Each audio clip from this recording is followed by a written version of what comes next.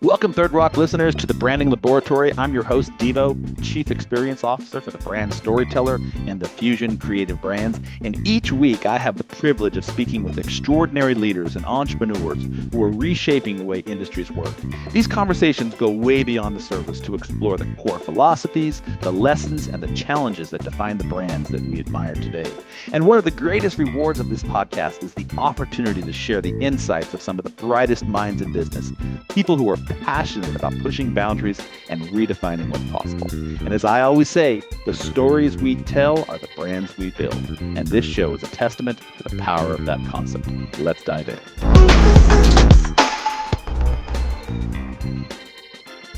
All right, so I'm thrilled to welcome Emma Jackson. She is the creative director and co-owner of the Idea Farm. I like that idea, or that name.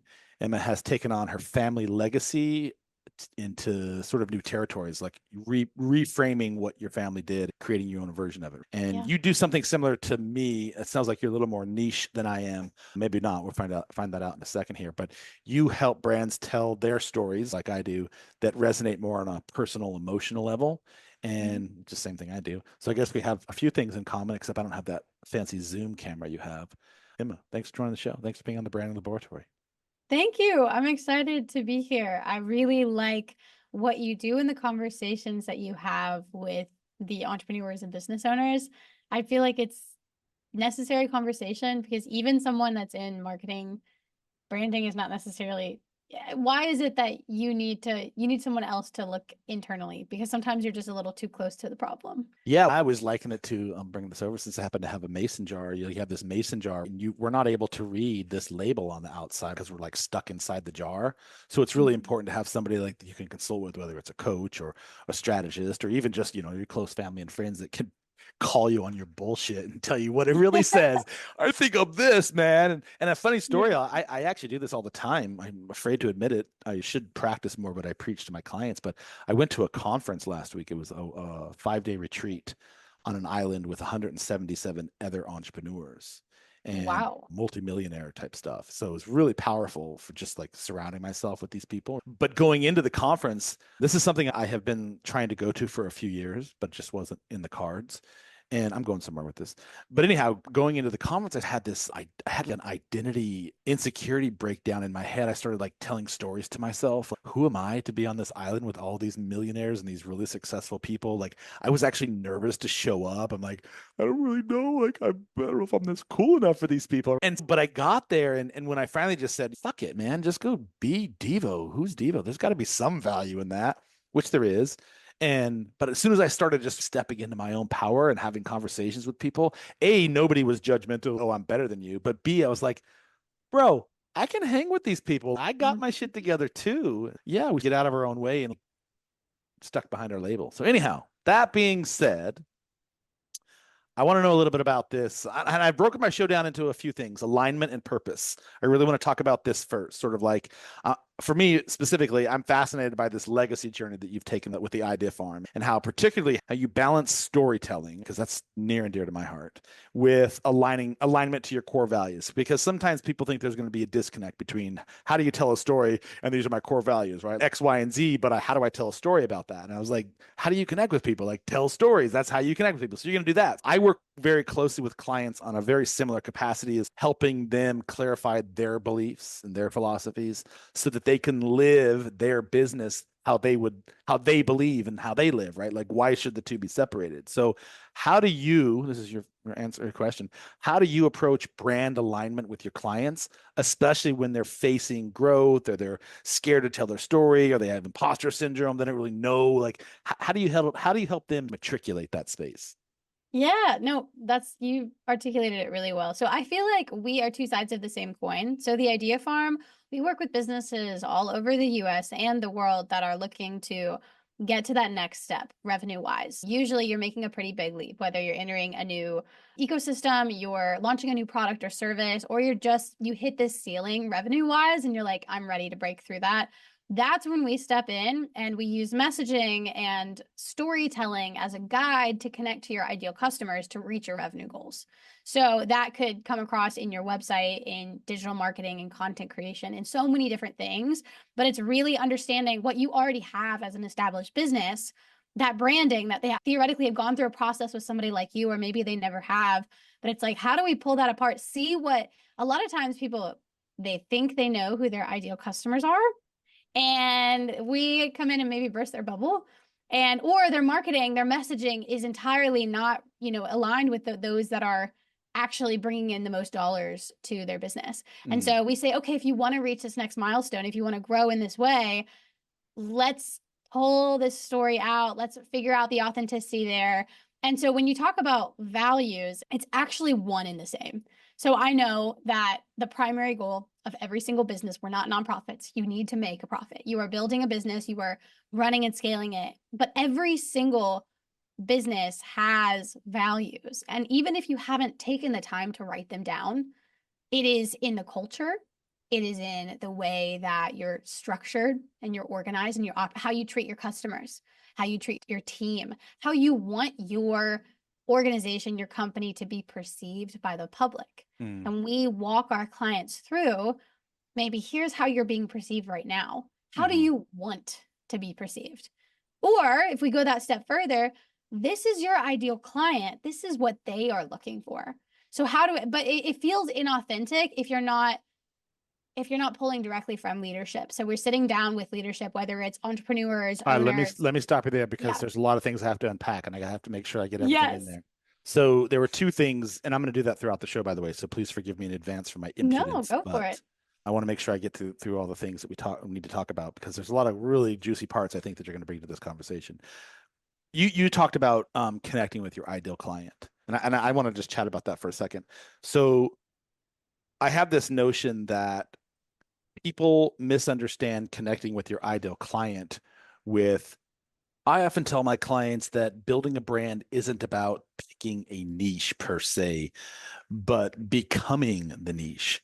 And I work very closely with people to dig deep into their core beliefs, their principles, their philosophies, their values, to align who they are with how they show up in business. Because why are they separated? Why should they be separated? It's this philosophy of personal alignment that builds a brand that people can genuinely connect with. Authentic, purpose driven, unique value proposition based, serving others, where business meets the impact that they really want to make. So if you're interested in learning more about this, please check me out on thebrandstoryteller.com and we'll dive into who you really are and what you bring to the marketplace. Strictly adhering to a defined niche. And I do believe that niching down has value. I do believe there are companies that should niche down. But for people like me, and very similar to you, I sometimes think that if we niche down too much, we're boxing ourselves in and limiting our ability to affect the right type of person or connect with the ideal client. More so, I say, instead of niching down, I want you to become the niche. I want you to live and embody who you are and what you do so that when you tell that story, when you share that version of you, other people are going to hear that and be like, yeah, that's also me. Totally what I need right there. And Yep. then in that process of living your true self, you actually do connect with the ideal client. Do you agree with that? I see you nodding your head, so I'm assuming you agree. 100%. We get that question all the time. I'm sure you do. Is, oh, do you work with dentists? Do you work with school systems? Do you work with on different kinds of, what kind of business do you work with? And we actually work with a kind of business owner, a kind of Mm-hmm, entrepreneur, a kind of leadership mm-hmm, team that mm-hmm, aligns with our values, that wants to grow their business with intention. And that mm-hmm. to us is way more important than the industry that you're in.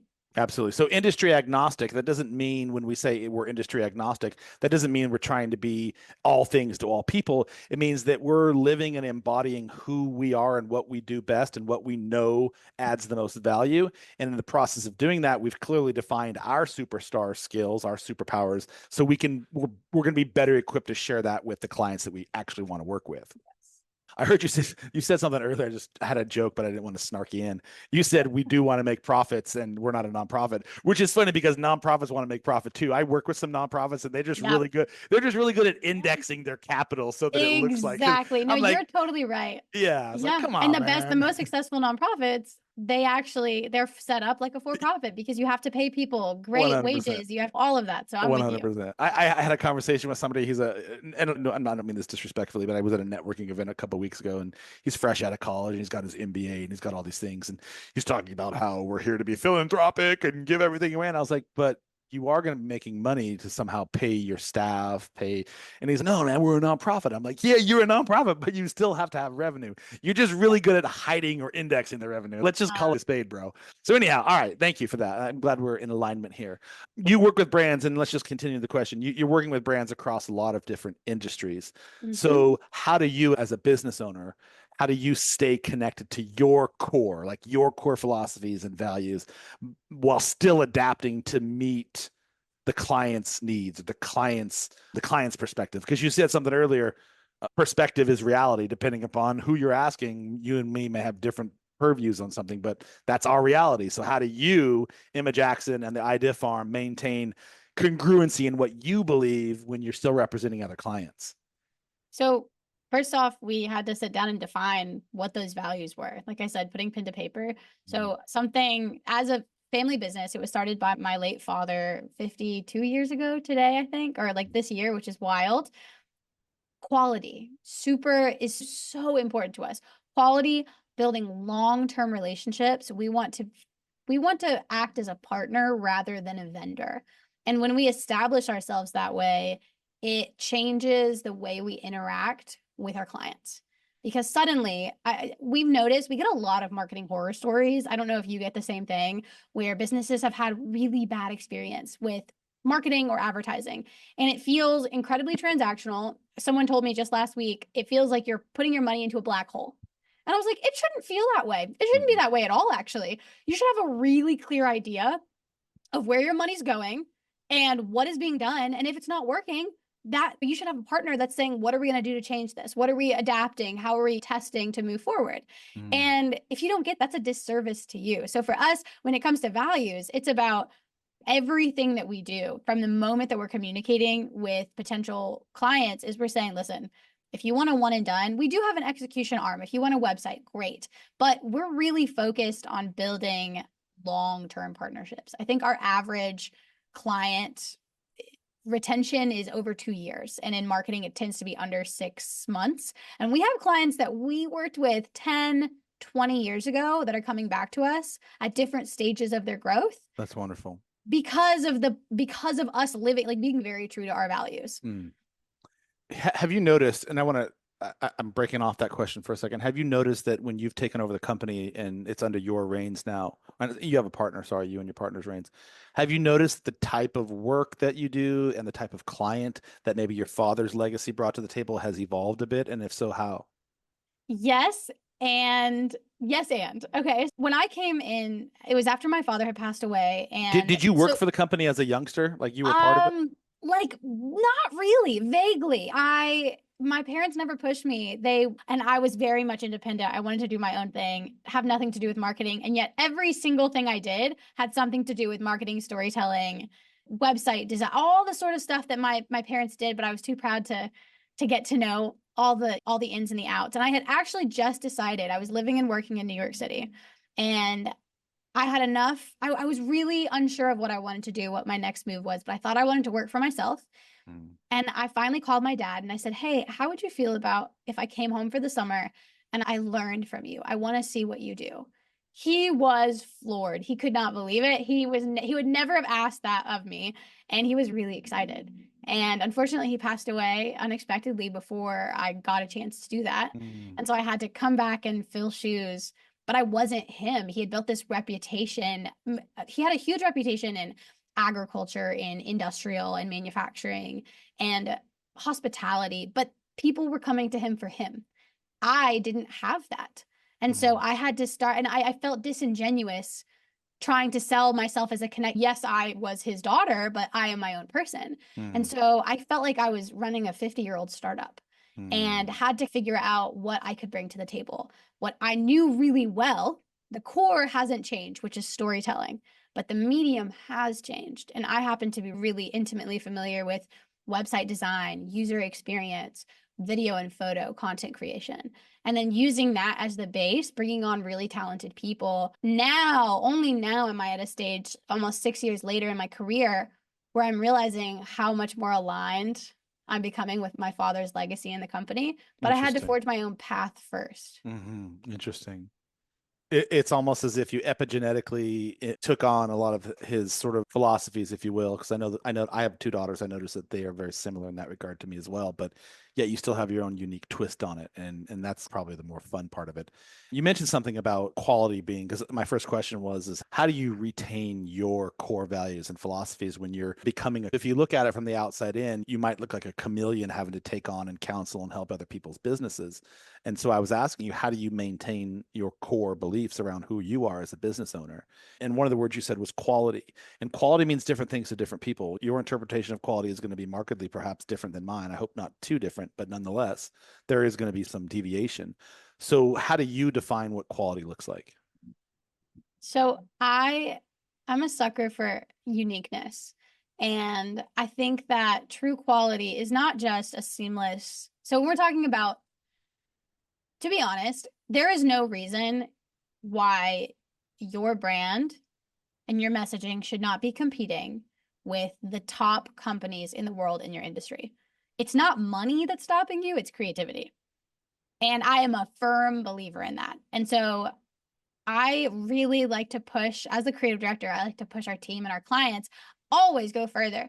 That's not good enough. That's not creative enough. That's not, I want to be at the innovative, at the cutting edge, where people, a lot of businesses have these incredible people, but they don't look on the outside like they're as big or as strong or as powerful. And perception is so important when you're in those stages of business or when you're pushing into new markets.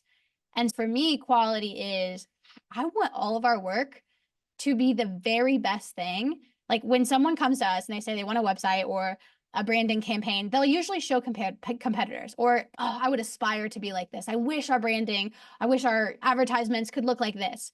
And our goal is to beat that, where they come back and they're like, okay, this is better than I ever could have imagined. So that's where I think of quality and making sure that it lasts. Very important to build. If you're going to invest in something, whether it be a website, whether it be a piece of content, what's the longevity behind that? All right. So I heard a Yeah. few things, and I want to make sure we get to the point here. So your definition of quality is what? Quality is I'm not going to let you off the better hook than this you easily. ever could have imagined, long lasting, Sustainability. and something that really gets you to where you need to be, that connects you with your core audience. Mm. Can I play devil's advocate for a minute with you? Yes, go for it. So you said any brand can be as big as any brand, depending upon your creativity. Can look Okay, as good. can look as good, but we're limited by our own inability to see our reflection. First of all, we're also limited by our resources and the resources and collaborative connections that we have at our disposal. So that's Mhm. all good and sounds fantastic. But what do you say to a struggling entrepreneur who doesn't have the resources, who doesn't have the quality eye, but may be really good at what they do? They just don't really know how to shape their narrative. And they don't have the money to pay for you, and they don't have the money to pay for me. So, starving entrepreneur, starving artist, I just want you to know I believe in you. You can be as good as Coca Cola. And he's like, bro, I don't have any money to pay for a graphic designer. I don't have any money to be on social media. So, what would you say to that person? In person is still so important, and online can be valuable. It's about figure out who you are and what genuinely what makes you different. You Mm-hmm. need to be able to say that in a couple of sentences. If under 3 sentences, what makes you different and what makes you better than every single other person. Outside of that, it's building relationships. Mm-hmm. It's trust, expertise, relationships. And that's the same across every single industry. Why would I work with the new guy? Not everyone is, very few people are comfortable being first or part of the first few. So you have to be confident enough or fake it till you make it to build the relationships, to build the trust, to prove your expertise. So, as someone who's starting out that doesn't have the money or resources, you do have your time. And that's where you trade your time. And you build relationships, you show people what you can do, and you document everything. Because that's what I didn't do in the first few years, is we were so heads down focused on the work we were doing that we forgot to talk about it. Mm-hmm. And talking about it is almost as important as doing it, Mm-hmm. because that's how you grow. Mm-hmm. I tell everybody in social media when in my social media workshops or when I'm just doing hands-on training with people, document everything. Don't get into the habit of creating content because people think they're like living in this one-off box. And if I did something today, I have to talk about it today. Whereas that's not even the case. If you can retrain your mindset around always in the construct of create or documenting everything you do for posterity, for social media, for website, for imparting a lesson to somebody, you can evergreen all that stuff and reuse it in a bunch of different ways. So tell me who you are in a few words. You said you had how many words? Three, four, what was it? 30 seconds or less? Who are you? I'm adventurous, ambitious, creative, and passionate. I'm going to take you through one of my values exercises one of these days. I'm going to see if you truly are in alignment with your values that you say, because I think it's often Go for it. yeah, I'd love to see that. And I'm not counting because I thought that I was a thing, and then Mhm. I took myself through my own sort of cathartic journey of values and vision, and I realized that there were a few things that I was misaligned on that I didn't Mm. quite think I was. And I was doing something you just said, which I do not like. Forgive me for disagreeing with you. I do not like the idea of fake it till you make it.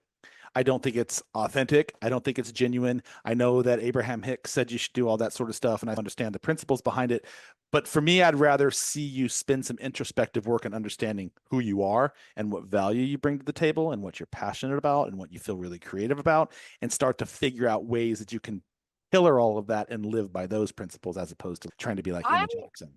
I completely agree with that. I think fake it till you make it is really important though with one area, which is confidence, because not most people are not innately born with confidence. And I was one of those kids that was born with like a ton of confidence, just naturally. Like I just was like, yeah, why not? Why not? I could do that. And the world crushed me. Mm-hmm. And at some point, I lost that and I started to doubt myself and I started to believe what other people were telling me, which wasn't true, which Mm-hmm. was, and I think that confidence, with the lack of confidence, means a lot of times that you don't even try, just like you said with that, or going to the island with those millionaires. It's, oh, do I even belong here? One of the core programs that I offer my clients is a programmatic step-by-step guide to take them through a journey from the corporate world to building their own brand rooted in their genuine superpower. And in this program, we dive into strategies for staying adaptable and staying true to who you really are, layering business goals with biohacking principles, mindset coaching, and ultimately your purpose. And the real power behind your brand is when it becomes an expression of you, your journey, your values, your unique experiences and philosophies. And that's where I step in as the brand storyteller to help you figure that out. So if you're interested, please go over to my website, thebrandstoryteller.com. I would love to connect with you and learn more about your juicy, audacious goals and how I might be able to help you out. There's so many people that are so capable, but maybe don't feel that way. And so they're not putting themselves in the position to Mm. even succeed. I, And so that's where the fake it till you make it, where confidence is something that comes, you have to practice and you yeah. have to put yourself in uncomfortable situations. So it's okay if you're not super comfortable with that in the beginning, Mm. because that will come over Mhm. time. I understand what you're saying, and I don't philosophically disagree with it in that construct. I would rather see you do some inner engineering work to better understand what your value is, and then whether it's confidence, taking coursework around confidence, reading books on confidence, watching YouTube videos, dressing a little bit nicer when you go to meetings, putting yourself in situations where you can actually practice the things that Absolutely. you're trying to learn. One of the things I have a problem with education and just people in general. I met somebody recently. And another story he's an MBA straight out of this. He's got this. He's Harvard this. But the dude's like literally living with his mom still. And so I'm there's nothing wrong with living with your mom. I'm cool with living with your mom. But don't come and judge because he was judging other people in this conversation, like rattling off data and statistics, but you're living with your mom. And I made a judgment in my mind, and I didn't say this to him, I wasn't offensive. I didn't want to be like Goodwill Hunting and just put him in his place. But you remember that movie? Yes. I'm a little older than you, so I don't know if you had ever seen that movie, but yeah. So anyway, I was just, there's a difference between being learned and educational and having knowledge, but continuing to put it into practice and living it. Like, don't just read a book. Now take the book and be like, so I'm reading Essentialism right now. And I'm like literally going through and I'm figuring out every single day, how can I look at my day and remove the shit in the flack that doesn't fit into it and just focus on the things that are going to build my business. That being said, I want to move into my next section if I can with you. I appreciate all your insights so far. It centers around resilience and peak performance. And one of these are some of my core philosophies because I'm a lifelong athlete. I played football in college. And so if sports has ever taught me anything or sports teaches anybody anything, I don't know if you play, are you athletic? You play sports Oh growing yeah, up? yeah, yeah. So I I played tell, soccer for 13 years and I rock climb now. So oh, brilliant. Am I frozen? Because I look frozen on my you side. are frozen, but I can hear you. Okay, so I'm still going to talk. So I'm a lifelong athlete. I played football in college. I play soccer now, by the way. I picked up soccer in college. And my daughter, you're like this. She is a plays soccer at UNCW. I've passed that on to her. Anyhow, is there are like a bazillion lessons that you can learn from sports, and I use those lessons every day in my business. And so in my coaching business and what I do for my branding business is I teach my clients how to utilize resilience and peak performance and hacking and like fitness and health. Because if you're sick, bro, who's running your business? And if you're Mhm. unhealthy, it's going to somehow weave its way into everything else you do. So in carrying a legacy forward, I love that you're an athlete because we can relate on that again. We're like doppelgangers in that in a lot of different ways so far. So in terms of carrying this legacy forward from your father of 52 years, which is phenomenal. I don't even know if I would want to fill those shoes. I certainly wouldn't want to fill my dad's shoes, but I love the fact that you did. It's no small feat, right? I want to dive into how resilience has played a part of your journey from imposter syndrome to stepping into a legacy of shoes of 52 years to potentially coming at this with your own sort of set of eyes and philosophies and visions, and how you have been able to retain who you are, Emma, not your dad, and be a leader and be innovative and all those things. So, do you have any personal practices that help you stay grounded or resilient outside of playing soccer in this sort of high stakes industry that we play in? I'm actually really a huge advocate of working out, physical activity, whatever that may be, like find your thing.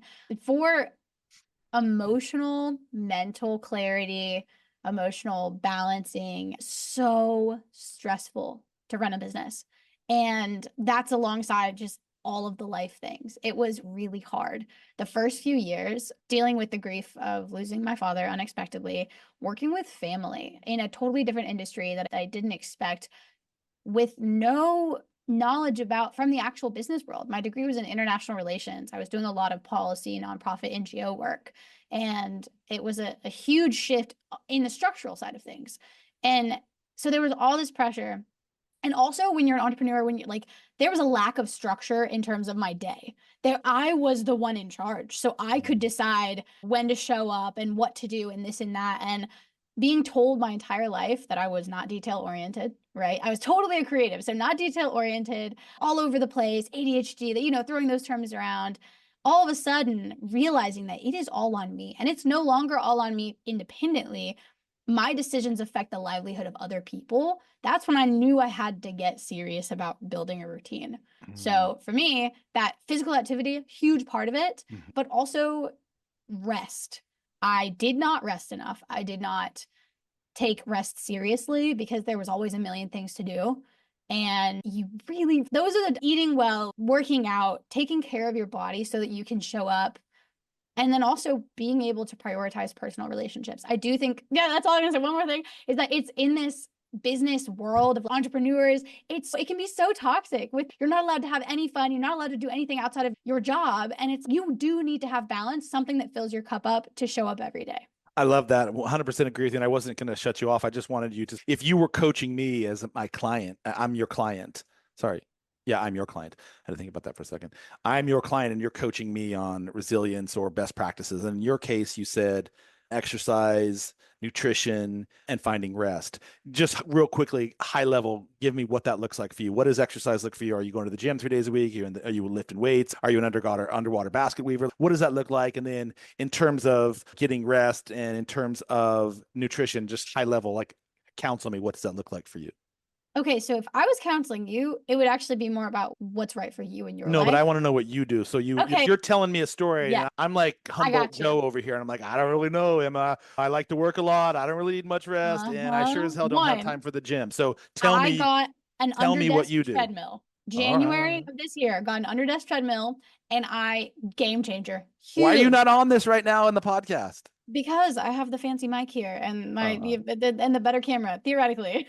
yeah, So zoom out and I zoom know it in. zooms out, zooms in the studio. Yeah, and so I have an under desk treadmill. What is an under I desk? Are you like a little mole rat underneath there? What do you mean an under desk? What does that no, even like mean? it's Are you like a just like standing scuba? desk. Are you just Barney rubbling You under your can desk? walk. Most of the time when I'm on meetings, I'm walking. I'm walking and I'm moving, and it's so Under helpful. desk? Wait, you have a levitated desk? I don't understand. It's a standing desk. So the space where you'd normally be standing and Oh, working, you're I walking. easy. Don't I just didn't know what I this is. I don't know what this got is. I've not heard of this before. Okay. So that's one thing. When I spend time outside, I am happier, like just Mm. outside. So we actually relocated our office to Houston, our headquarters to Houston last year. And I, for the first time ever, did not get the winter blues because I got to go outside. So my thing is, if the Where weather's were you? nice, Sorry, where were you before? I didn't even we catch were up. right outside of Chicago. So Okay, a mile from Lake Michigan. It was a cloudy, little cold. dreary, foggy, Yes. cold. Hate it. Yeah, so if I can, I'm going on a walk in the morning. I wake up at 6:30 in the morning. I go for a walk around the neighborhood. Sometimes I feel like running, sometimes I don't. I take functional training classes that are very focused on balance, Let me see your strength. guns. I have Show a us your blaze. guns. You cannot see them. But and then I rock climb. And rock Ooh. climbing is really fun because it's physical and mental. Hmm. And it's also super social. It's very much I people I just collaborative. I was I was at a retreat I told you and there was somebody else who said the exact same thing. One of the reasons he said rock climbing has become his lifestyle. He's somebody famous and I can't remember his name. Sorry, I'm horrible with names. But he said the same thing. I do rock climbing. It's become my lifestyle. It's my friend circle. Yeah. It's my inspiration. It's my recreation. It's my competitive everything. He said the exact Mhm. same thing. I got to check this out. I was going to say something. I forgot what I was going to say. Oh, you said something about ADD or ADHD earlier. I'm reading Yeah. a book right now, and I forget the name of it. It deals with trauma and like childhood trauma. And she has the hypothesis in this book that ADHD and ADD are extensions of childhood trauma, PTSD. Hmm. Interesting. There's Very a interesting. lot that goes back to the way in which you were raised or your Oh, yeah. circumstances. Yeah. I'm learning every day about some new syndrome or situation. So Yeah, it's possible for sure. I came from a pretty fucked up background and I don't make any bones about it, so I'm not going to go into a therapy session here with you, but I'm really doing a lot of work now around my trauma around this. I never realized that you carry this into your adulthood and then it manifests itself in the way you relationship, the way you exist, your beliefs, your cores, like all those things. So I'm really diving into it. And every day I'm like, mother, I have to hack something else. Jesus Christ, man. They don't teach you Well, any of this not stuff. everything has to be hacked, but I do agree that it's like learning more about yourself so that you can better show up. I'm neurodivergent. My brother is diagnosed on the autism spectrum. My dad was definitely, but they didn't have those tests back in the day. And I didn't have the terminology for a long time. I just knew I was thinking differently or I was processing things differently than other people around me. And it made it so much harder to go through school, to do these like typical structures, and there's been a lot of adaptation on my end, and it would have been a lot easier had I had resources like what is available now. Let's talk about that for a second because you do have resources and you seem like the type of person that uses the resources. So, as it pertains to one of the things I'm working on with my mastermind group right now is this whole idea around goal setting. We all read Atomic Habits a couple of times over and we're reframing how we set goals instead of setting goals that are unattainable. We're like creating these micro adjustments in our lifestyle habitually and being disciplined about it and holding each other accountable. As it pertains to yourself and your personality, and you just said you're neurodivergent when you're in this space, do you have specific habits that you've developed and micro things to help you handle this, but also continue to help you grow?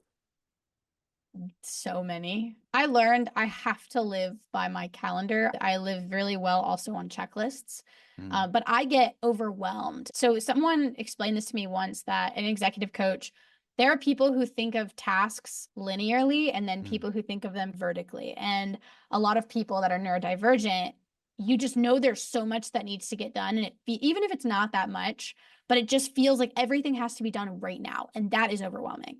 So I have an executive assistant that has a lot of experience in the things that I'm not so good at. So organizing, prioritization, building out schedules, checklists, and part of my tools are learning to use other resources to help me with the things I'm not so good at, that I can focus on what I do best.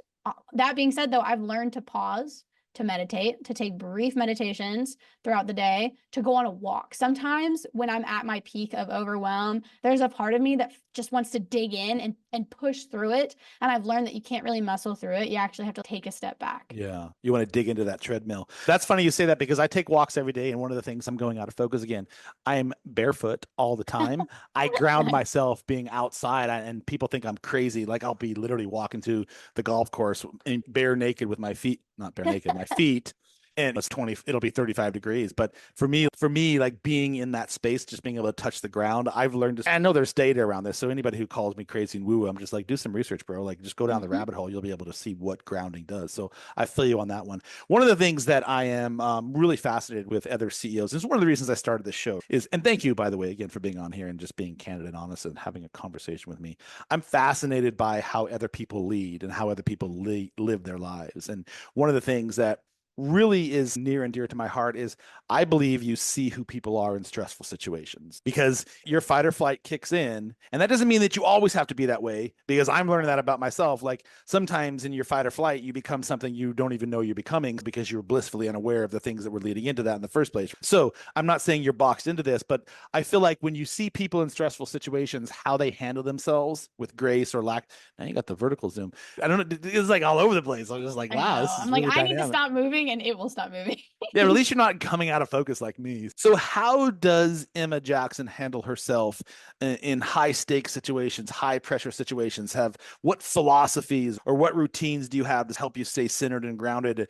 So, that's a two question. So, how do you handle stress? If you were to be able to step outside your body in stressful situations and look at yourself like your ghost and be like, okay, this is who I am.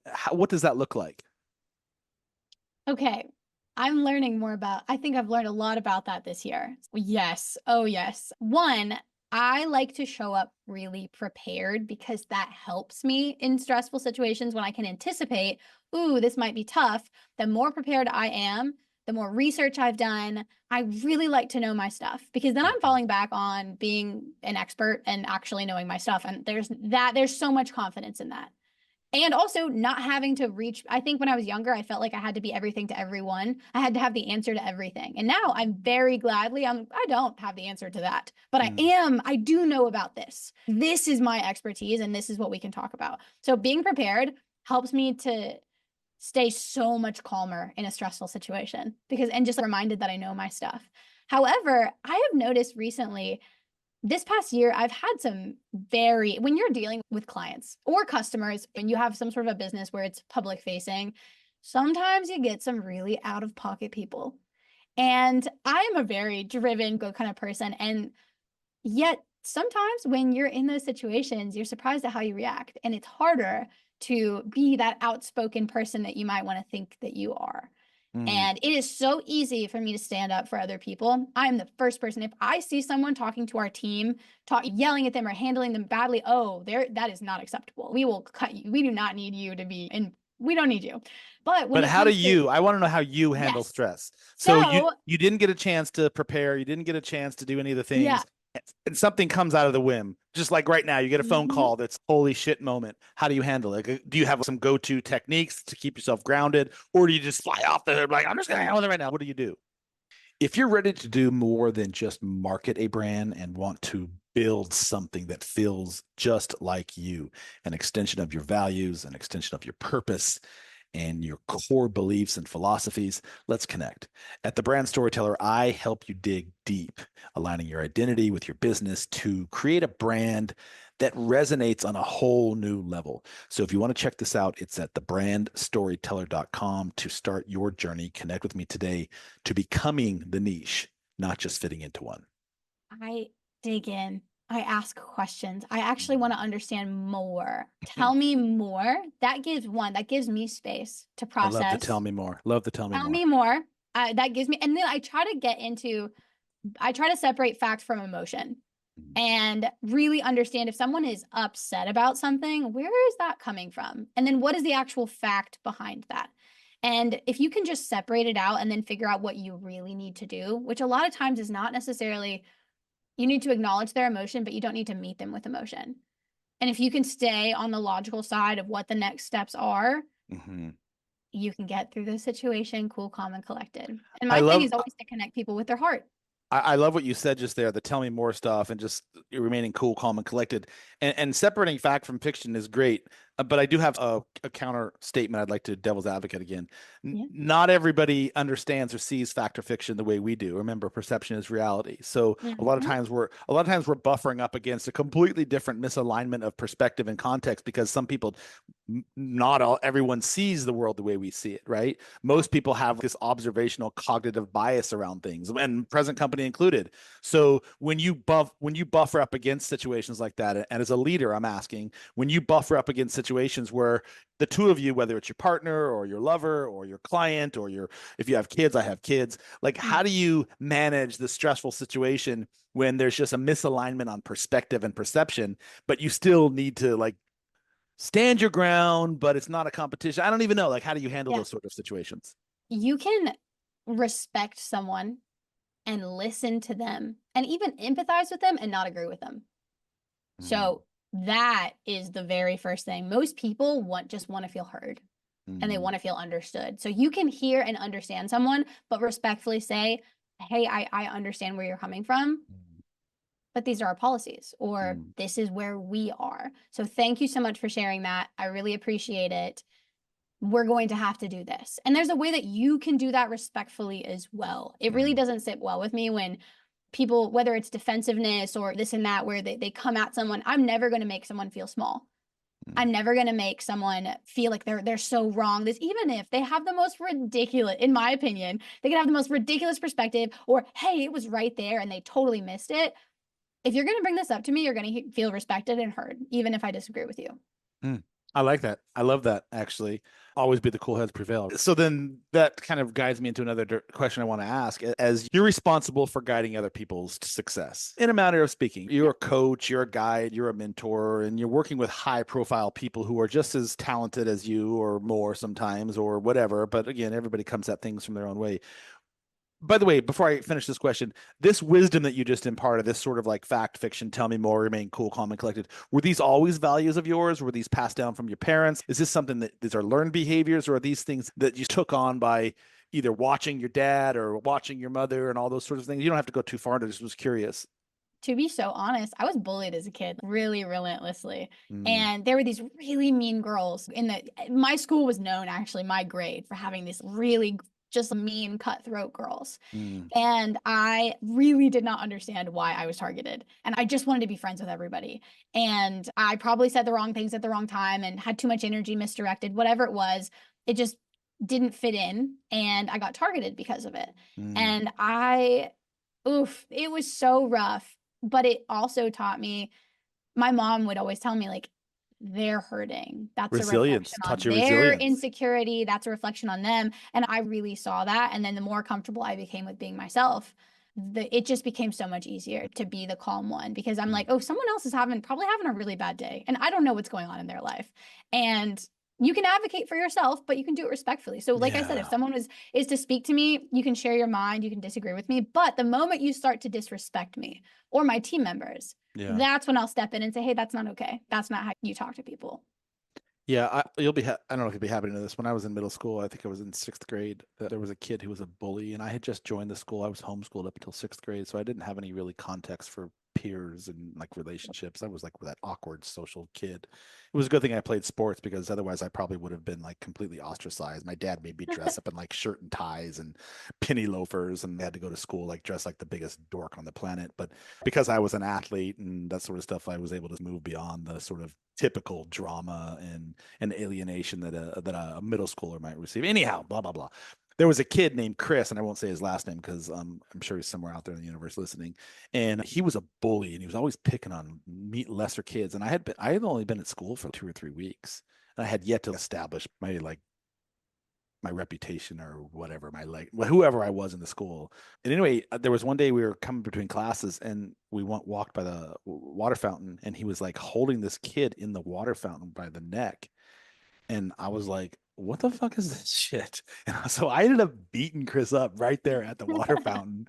Like literally, I'm not joking, like punching, and had him on the ground, and I was wrestling him, and I didn't even know how to fight. I didn't know how to fight because my dad taught me how to fight. Anyhow, I took care of that bully for you. You said something though in that space around being bullied, and this section that we're talking about is centered around resilience. Like those experiences that we have had, all of them, whether you being bullied or me being bullied by my father, because he was a big bully himself, like all of it has taught us strength and has taught us resilience and has taught us how to survive and thrive because we were exposed to some fucked up things, right? And it's just it's a simple truth. When you look at your life now and what you're doing, would you say, hey, if I could go back and remove all of those obstacles, remove all of those resilience trademarks that I've developed, and I just want to live this life of perfection or whatever the hell it is, would you trade those away for anything? Or do you think that all of those experiences and all of those learned behaviors, they are who you are today and they're your actual power? They're your je ne sais quoi. They are who you are, right? Yes, I can't imagine trading anything. And I don't know, because then you're living under the assumption that you remove all that and you're still going to be who you are today, but just a better version, whatever that may be. That probably means you don't love yourself enough, A. But I am who I am because of everything that I've gone through. And why would I ever want to change that? Because I really do love who I am and the person that I'm becoming. That was a trick question. I was just testing you to see what you would say. I'm just joking. I appreciate your answering that.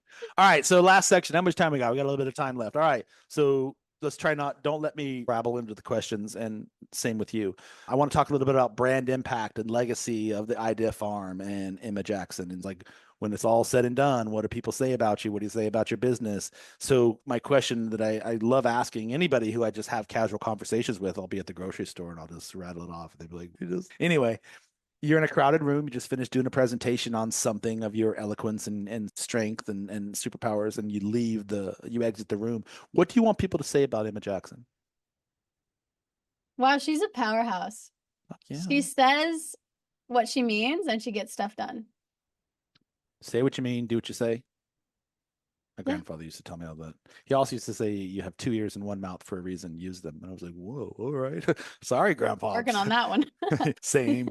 I always run like the listening part and the talking part because I run this podcast. So I'm always like, how do I find that fine line between making sure that the show flows, making sure that I get an opportunity to talk because it is my show, but also at the same time, making sure that clients get to add value and have conversations. So it's been really helpful with me in just the real world scenarios because I'm now interacting with powerhouse CEOs who like have their own ideas and their own beliefs and their own way of doing things. So it's like, humility and leadership intersecting and like finding out how do you like manage the two, which is really interesting because as a CEO, you do have to manage the idea of humility and being a leader at the same time because you have to meet people where they are, you have to guide them, you have to coach them, but at the same time, you also want them to step into their true power. So, how do you have some sort of core principles that you manage in terms of working with ego CEOs that love what they do and are passionate about what they do and know that they're the best damn person ever at what they do?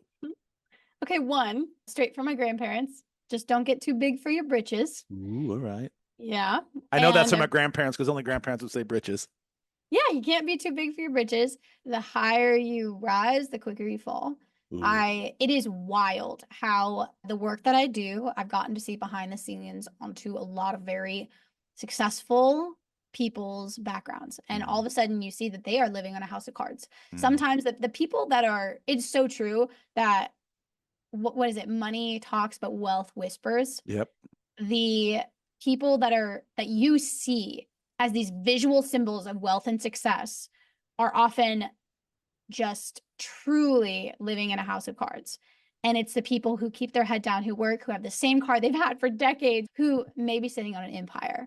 What impresses me is skill, is understanding, is communication, is actually doing your work. Taking it from a good talker, someone who likes to talk a lot, who used to talk, debate, public speaking, that sort of thing. Talking is great, but doing is what really Yeah, matters. show me the action. Show me the action.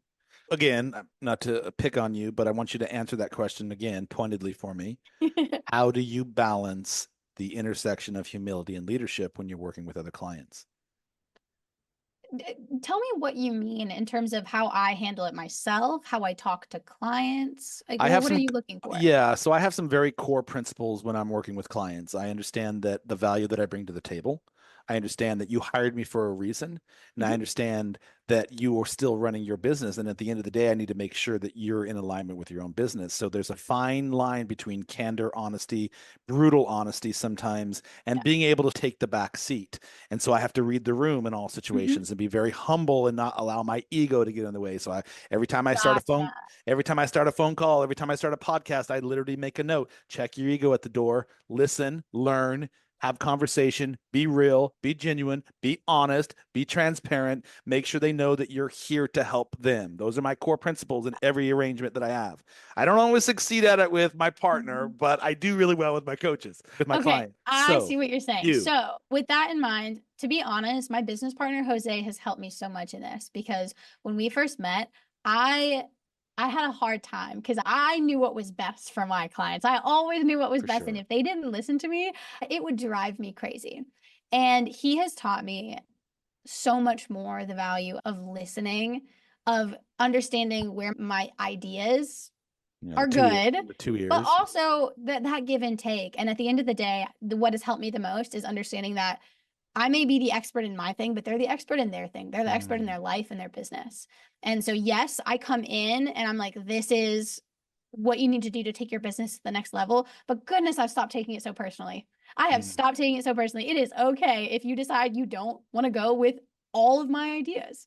Bless my partner's heart because she taught me that and stopped taking everything so personal because I do. I actually did a blog post on this a few years ago. Yeah, man, I do take things very personal and I think that's a valuable asset to be honest with you because I Probably give a because you're so fuck. passionate Yeah, and I you give a care so yeah, much. I give a lot of fucks about a lot of things. And then I read Mark Manson's The Subtle Art of Not Giving a Fuck and I was like, I think I might be giving the wrong fucks. So I think I need to re-engineer. And then my partner taught me that. Not taking things personal is really big value and I really appreciate you saying that.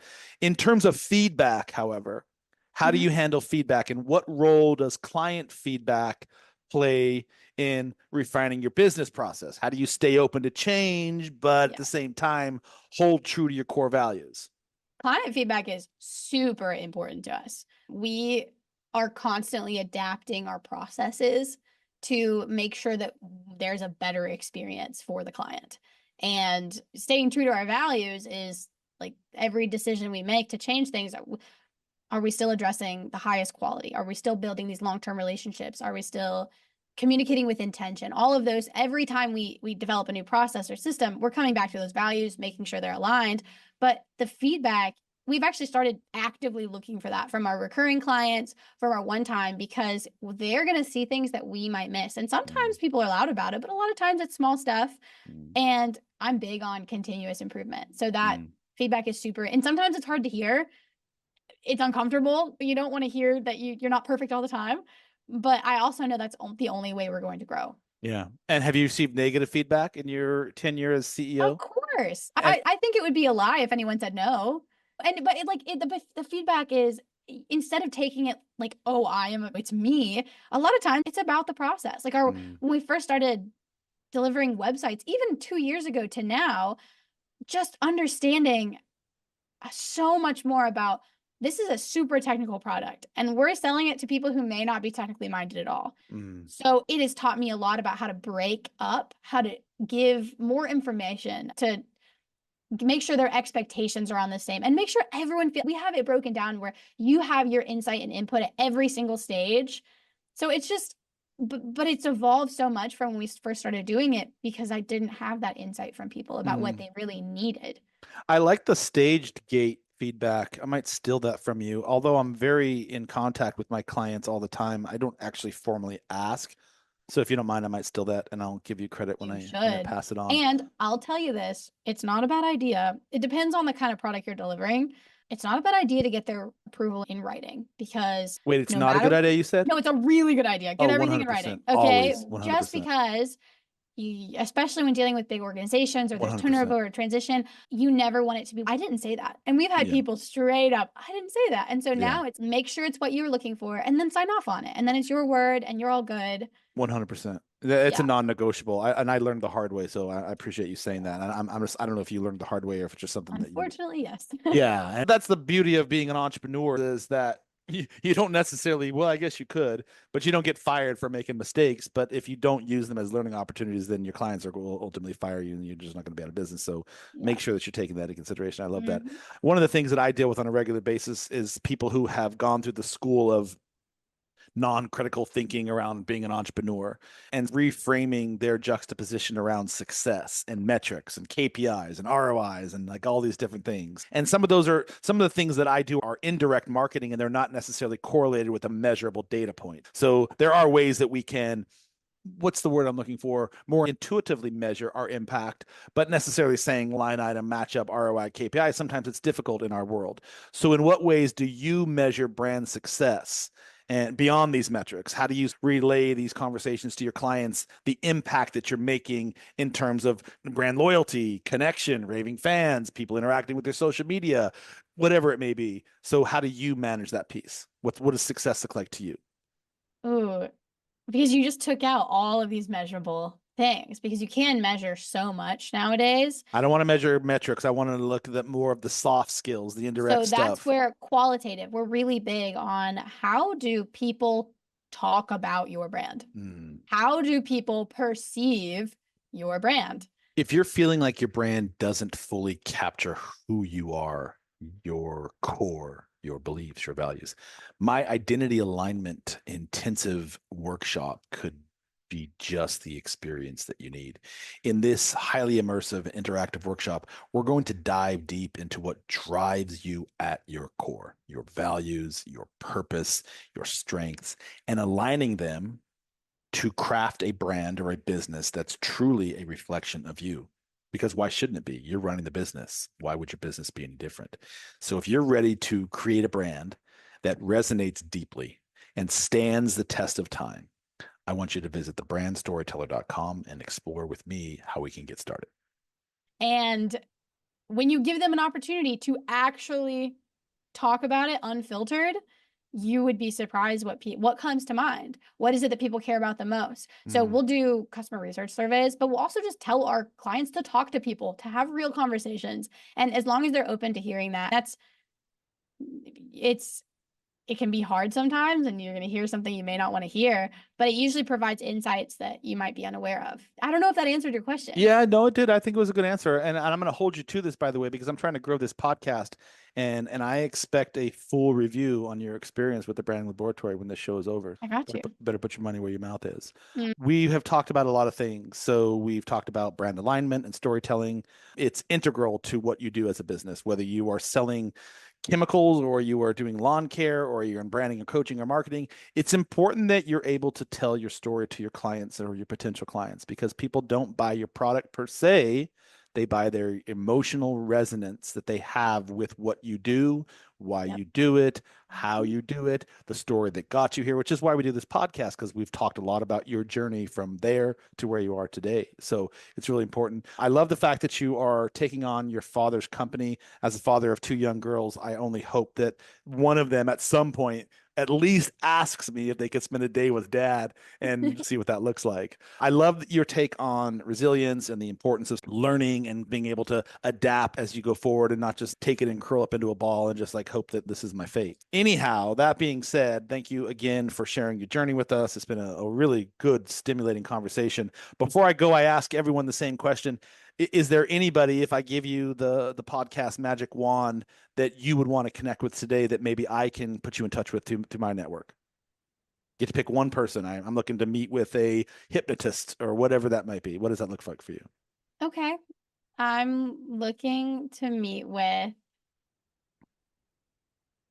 a dental practice owner who is just coming off a dental conference. This is fresh in my mind. A dental practice owner who's looking to increase their new patient numbers and grow their practice. I'm going to introduce you to one of them in particular because I just had him on the podcast. He is phenomenal. His name is Dr. Kelly Blodgett. Phenomenal. Is out in Oregon. I would introduce you to my new client that I'm just started working with, but otherwise you'd probably take him from me because she's so much smarter. So I'm not going to do that. But maybe we could collaborate on some adventures somewhere. Yeah. We're in the I middle think of there's a lot of room for collaboration because we don't do that much. I think we do different things. I think yeah. we do very aligned things, but I Mhm. think there are areas that we could work together. Let's have a conversation. We'll do this offline when we end the recording because I think there is a lot of collaborative potential between what we're doing where we could help each other out. I will put you in touch with Kelly. He is a firehouse badass mofo. Loved him. He does a lot of his own retreats and workshops for dentists and stuff. So he's phenomenal. Very Um, cool. yeah. So at least I'll just make the connection. And so we'll go from Awesome. there. All right. What do I have to say about closing this out? Where can people find you? What's the best way? Go to www.theideafarm.net. All right. Theideafarm.net. That's Yeah, it. make sure you get Everything. that the in there because I have the in the brand storyteller, and sometimes I forget to tell people that, and they're like, "Dude, I went to brand storyteller and it wasn't there." I said, "Damn it, I can remember." And .net. Let me tell you, okay, once again, old business, but .com has been taken for over 20 years and I've tried. I know who owns it. They won't give it up. Should we? I know some people. Do you want me to make a few phone calls? No, we are All we're right. owning the .net. And nowadays it's not as relevant in the age of QR codes. But yeah, go to www.theideafarm.net, see what we're all about. I'm gonna after this. I've already looked at you a little bit. I did a little recon on you just so I could be prepared to talk to you. But I love your commitment to what you've done and continuing the legacy of your father. It's really admirable, to be honest with you, taking over a 52-year-old company, no less your father's, and trying to steer that in your direction while still holding on to some of the traditions and values that made it what it is. So kudos to you. Well done on that.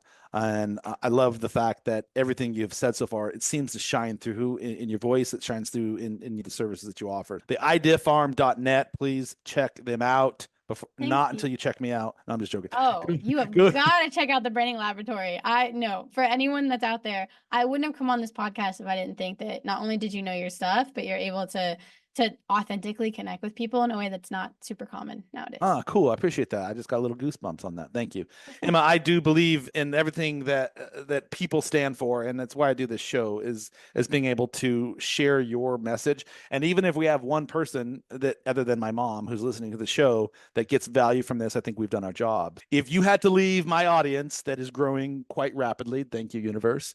If you had to leave my audience one final message, mantra, whatever it is that comes straight from the thought leadership of Emma Jackson, what might that be? Gosh, one message. Consistency is Mm, so important, even when nobody else can see. You have to keep doing it every day. yeah, I love that. And there's a saying out there that goes along with that is, and I'm gonna completely butcher it, but it doesn't matter what you do when people are watching. It matters what you do when nobody sees you. Exactly. And that's been a lesson I've taught my children, hopefully at some point that they catch on to it fully. But wow. Anyway, a lot of cool stuff. What else would I have? My final words, if I may. If you want to have more inspiring conversations like this, if you enjoy the show, please refer me to anybody who you think would make a great guest. I would love to. If they're in your ethos, then I definitely want to talk to them. People who aren't afraid to come on and be candid and honest and don't have a Zoom camera. That's the only caveat. I'm just joking. I'm actually jealous because I have to like go in. And my camera doesn't really like that, so I'm gonna have to figure that out. But anyhow, if you like the show and you love what Emma had to say, you better subscribe to us on YouTube, hit the follow, share it with people, leave us a review because by doing that, it's not for me trying to fuel my narcissistic vanity. It helps me like get really cool people on the show, and really cool people help me look good. But it helps me spread the word of what good business should look like, entrepreneurship should look like, leadership, like helping other people grow and nurture them and solve problems and connect people. Like that's literally at the core of everything I stand for. And this show hopefully can be a vessel in that vein. So if you want to find out more about the show, go to the brandstoryteller.com.net.org. Everything. We own them all. Wow, good for And you. Now damn that's good branding. damn straight. And if you want to work with us or you want to be a guest, you can navigate over to the podcast section, fill out the cool application. My team will process that and make sure you're cool enough to join me for an hour on the branding laboratory. If you do need social media help or if you do need to figure out what your message is and you're struggling, First, come to me. We're going to get that sorted out for you. And then we're going to hand you off to Emma, and she's going to amplify that for you. Yeah. So there you go. All right, Emma, great show. Wonderful having you as a guest. I look forward to staying connected with you. And as always, everyone who's listening, thank you for joining me on the Branding Laboratory.